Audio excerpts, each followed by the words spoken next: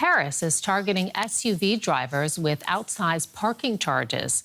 It's part of a push to make the 2024 Olympics host city greener and less car-centric.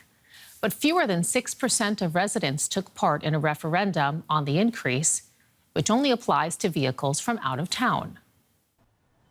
A trip to Paris looks set to get a lot more expensive for some motorists. Parking an SUV in the central districts currently costs the same as any other car, €6 an hour. But after this landmark vote, that could triple to €18.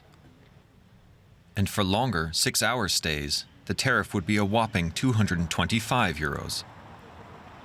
Proponents of the new fee say the taller, wider cars don't just pollute more than smaller vehicles, they're also more dangerous, taking up more space, jutting out from the curb, and clogging the city's narrow side streets. It's a bit absurd to have a huge car in a city that's already very polluted, where there's very little space.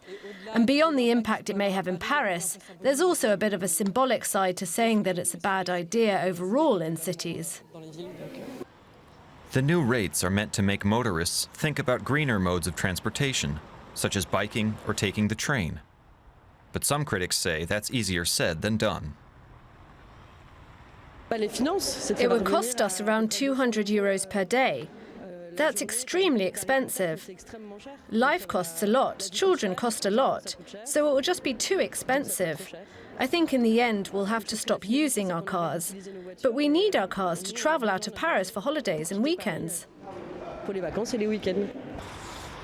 Although turnout was very low, Paris officials have hailed the vote as a step toward a greener city, calling it a message to auto manufacturers to reverse the trend toward bigger and heavier cars.